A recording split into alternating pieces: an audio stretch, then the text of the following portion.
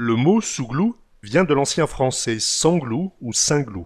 Dans la Flandre, on dit plutôt le séglou, le sauglot ou le saglou. Souglouter, c'est saugloter. C'est hoqueter en sanglotant quand on a pleuré. Quand je vois me passer ma cousine Valentine, je n'ai des souglous qui remontent jusqu'à me bouc. Tellement je suis triste de ce qui y arrive. Quand je vois ma cousin Valentin, ou une cousine Valentine, et je n'ai des sous-glous parce que je suis triste à savoir ce qui s'est passé. Il reste en français les termes sanglot et sangloter. Le sanglot désigne parfois le soulèvement des vagues dans la mer. On parle aussi parfois de respiration singultueuse. Le souglou vient de dessous le larynx au niveau de la glotte. Sur le plan médical, le hoquet est une myoclonie phrénoglottique caractérisée par une succession de contractions spasmodiques involontaires et répétées du diaphragme associée à une fermeture de la glotte. Cette contraction spasmodique du diaphragme entraîne une secousse brusque du thorax et de l'abdomen, accompagnée d'un bruit caractéristique, causé par le resserrement subit de la glotte et la vibration des cordes vocales. Peut-être il a le sous-glou, lui. Le bruit ainsi produit est à l'origine du hic, du hiquet. C'est de cette onomatopée que vient le mot hoquet. Au XVIe siècle, on pensait que c'était l'estomac qui était responsable du hoquet. Oh, Baguette, il a le souglou. Pas demander quoi que c'est qu'il a encore... Le souglou de la mort, c'est le hoquet qui survient parfois au moment de l'agonie. Il a le sous-glou de la mort, lui. Il va faire une péblave. C'est ce qui est arrivé à Napoléon le 5 mai 1821, à Sainte-Hélène. Mais le sous-glou de la mort, moi j'ai déjà entendu rigoler, il y en a une copine qui parlait de sa belle-mère qui avait 100 ans, d'ailleurs 99 ans, et elle disait toujours, bon, elle dit, je suis arrivé dans la pièce, elle était assise et elle avait le sous-glou. J'ai dit, viens vite Robert, notre mère elle a le sous-glou de la mort.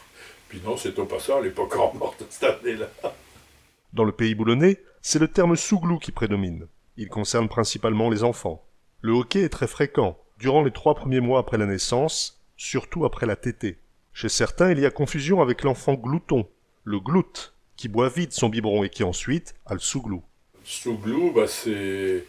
Je sais avoir le hoquet, bien sûr, mais pour une autre notion, c'est un hoquet qui se prolonge. Hein, il a le sous-glou.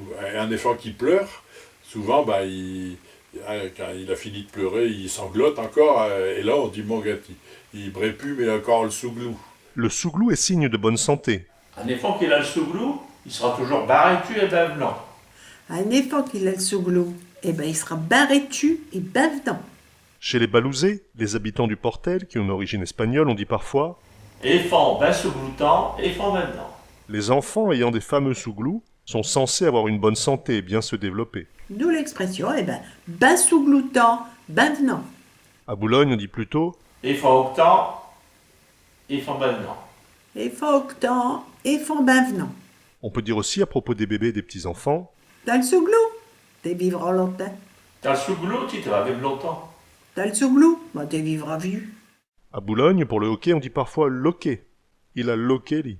Un petit pour dire le hockey. Elle disait toujours, ma reine, j'ai le hockey. J'avais beau y expliquer, non. Pour moi, ça y remonte de ses taillons. Elle avait tout dit le hockey.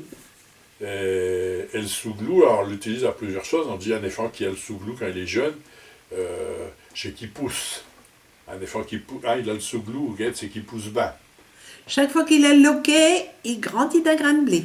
Avoir le loquet est censé faire bien grandir les enfants. Ouais, chaque fois qu'il a le sous-glou, lui, il grandit des grains de blé. Ça, moi je l'entendais dans le sens sous-glou. On disait, oh, regarde, ce petit enfant, il a le sous-glou. C'est parce qu'il grandit. Il pousse bien, il grandit. Il a le sous-glou, sa cœur grandit. Quelqu'un qui a le hoquet et qui radote, on peut l'appeler le père hoquet.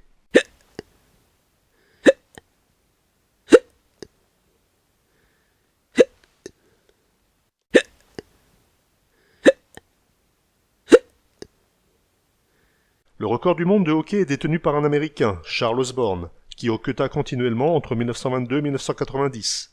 Il est estimé qu'Osborne aurait hoqueté à peu près 420 millions de fois pendant cette période de 68 ans.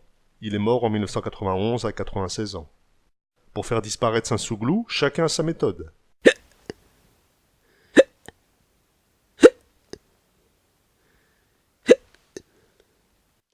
Quand quelqu'un a le souglou, on essaye de lui faire peur. Feliper, il a le sous-glou.